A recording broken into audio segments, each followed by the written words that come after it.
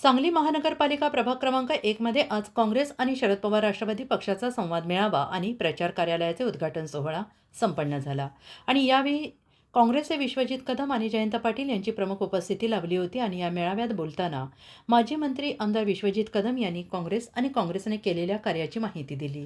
यावेळी आमदार जयंत पाटील यांनी म्हटलेलं आहे की सांगलीतील नवीन पूल, कोर्टाची बिल्डिंग, जिल्हाधिकारी कार्यालय आणि सांगली पोलीस मुख्य कार्यालय आमच्या कार्यकाळात झालेली आहेत।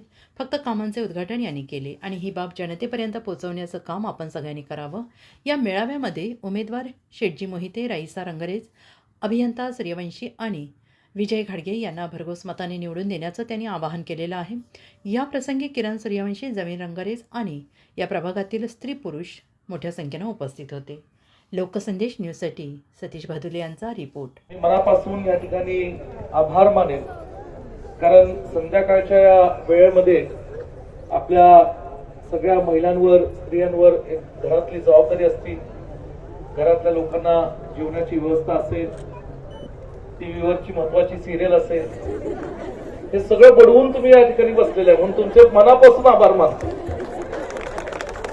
आणि टीव्हीवरची सिरियल बुडून बसणं म्हणजे फार मोठा त्याग आहे आणि म्हणून या ठिकाणी आज तुम्ही सगळे मोठ्या संख्येने इथं आमच्या माता भगिनी आहात। त्याचबरोबर आमचे सगळे तरुण कार्यकर्ते, ज्येष्ठ वडीलधारी मंडळी।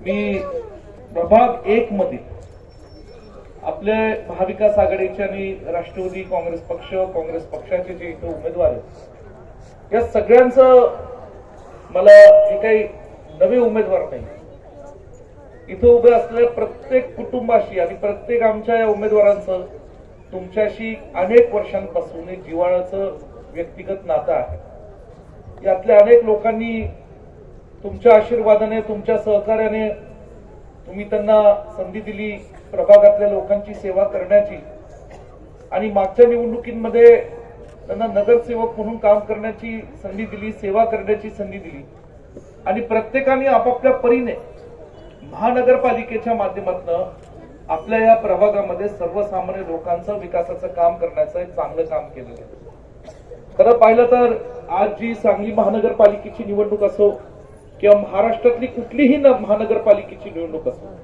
ही जी आज होतीये आणि येणाऱ्या 15 तारखेला ज्याला आपण तुम्ही मतदान करणार आहात, ही निवडणूक खरं मागच्या 3-4 वर्षापूर्वीच व्हायला हवी। मागची निवडणूक केव्हा झाली? सन 2017ला झाली। 17 नंतर वास्तविक पाहता ही निवडणूक केव्हा व्हायला हवी होती? सन 2021ला व्हायला हवी। हे सांगण्याचा हेतू असा की जाणीवपूर्वक राज्यातलं जे भाजप सरकार आहे त्यांनी या निवडणुका महाराष्ट्रामध्ये होऊन दिल्या नाहीत। त्याचं कारण म्हणजे त्यांना प्रशासकाच्या जीवावर संपूर्ण महाराष्ट्रामध्ये महानगरपालिका चालवायच्या होत्या। प्रशासकाच्या माध्यमातून त्या ठिकाणी मोठमोठे ठेके, मोठमोठे टेंडर काढायचे होते आणि त्यांचा राजकीय स्वार्थ जो काही भाजपचा होता, तो भाजपचा नेत्यांचा त्या ठिकाणी स्वार्थ साधायचा। आज सुप्रीम कोर्टाने इथं आदेश दिला महाराष्ट्र सरकारला, म्हणून महाराष्ट्रामध्ये आज लोकशाही पद्धतीने इथे निवडणुका होत आहेत आणि तुमच्या मतदानाच्या माध्यमातून पुन्हा एकदा आपला जो हक्काचा लोकशाहीचा आवाज आहे, जो आपला नगरसेवक होऊ शकतो आणि जो आपला नगरसेवक ज्याला आपल्या परिसरातल्या सर्वसामान्य लोकांच्या अडचणींची, प्रश्नांची जाण आहे, असा अभ्यासपूर्वक एक नगरसेवक महापालिकेत जाऊन आपला आवाज उठवू शकतो, असं आता पुन्हा निवडून देण्याची संधी तुम्हाला मिळालेली आहे। आणि म्हणून या ठिकाणी आज मला कधी कधी साहेब, मी टीव्हीवर पाहतो, आज महाराष्ट्रामध्ये महायुतीचे 3 पक्ष आहेत, भाजप, शिवसेना, राष्ट्रवादी काँग्रेस पक्ष, आता अजितदादांचा तो एक वेगळा पक्ष झालेला आहे। असे 3 पक्ष जे कॅबिनेट बैठकांमध्ये एकमेकाला मांडी लावून बसतात, आज त्या पक्षातले सर्व नेते, कार्यकर्ते आज एकमेकांची डोकी फोडायला या ठिकाणी बसलेले। त्यामुळे सांगण्याचा हेतू काय की एकीकडे तुम्ही मांडी लावून बसायचं आणि या महानगरपालिकेच्या निवडणुकीत प्रत्येकाची एकमेकांची डोकी फोडायची आणि प्रत्येकाच्या पक्षाच्या नेत्याच्या कार्यकर्त्यांनी असं उठून सांगायचं, या ठिकाणी तिजोरीची चावी आमच्याकडे, दुसऱ्याने म्हणायचं तिजोरी आमच्याकडे, तिसऱ्याने म्हणायचं ज्या बँकेत तिजोरी ठेवली ती बँकच आमची।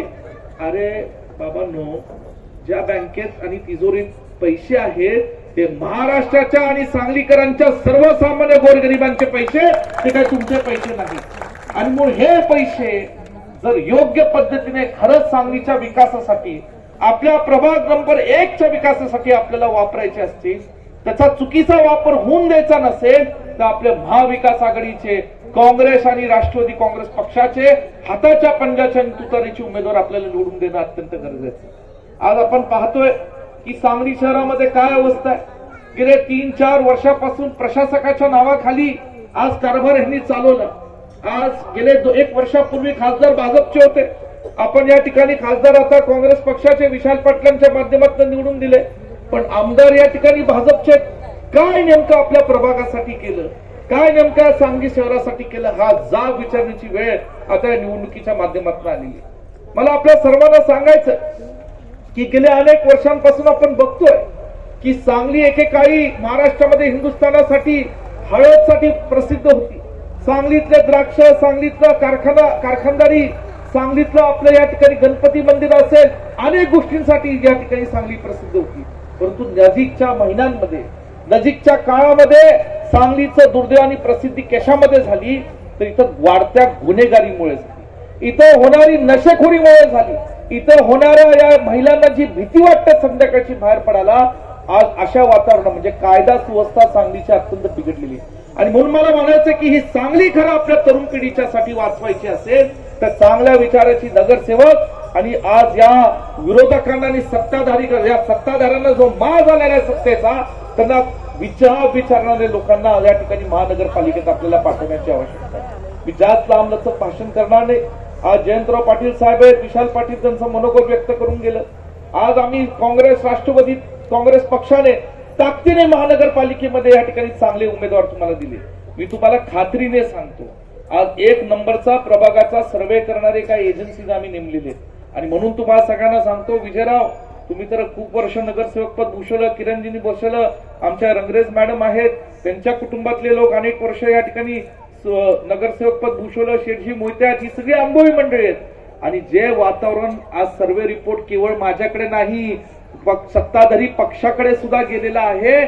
मला खात्री आहे की 16 तारखेला जेव्हा निकाल येणार आहे तर 1 नंबर प्रभागातून 1 नंबरचं मताधिक्य महाविकास आघाडीला दिलं जाईल आणि चांगल्या आमच्या या 4 उमेदवारांना तुमच्या आशीर्वादातनं, तुमच्या सहकार्यातनं आज बळ मिळेल आणि तुमची सेवा करण्याची पुढची 5 वर्षाची संधी तुम्ही द्याल.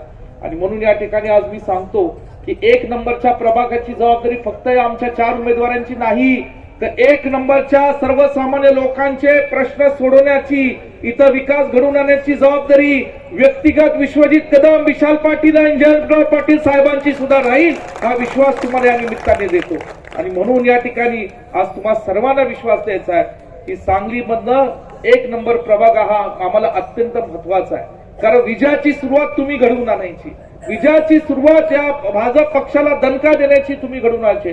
जे महाराष्ट्रात जे घडतंय, जे सांगलीमध्ये घडतंय, जे चुकीचं जे राजकारण चालू आहे हे आम्हाला मान्य नाही, हे दाखवण्याची वेळ आता या महानगरपालिकेच्या निवडणुकात आलेली आहे. ती तुम्ही द्याल एवढंच या ठिकाणी बोलतो. आणि आपण सगळेजण या थंडीच्या दिवसात तुम्हाला थोडा त्रास झाला असेल, परंतु आपल्या सगळ्यांची दिलगिरी व्यक्त करतो, विशेषतः आमच्या माता भगिनींची. पण तुम्ही सगळी मंडळी मोठ्या संख्येने उपस्थित राहिलात त्याबद्दल आभार मानून माझे मनोगत इथंच थांबतो. जय हिंद, जय महाराष्ट्र.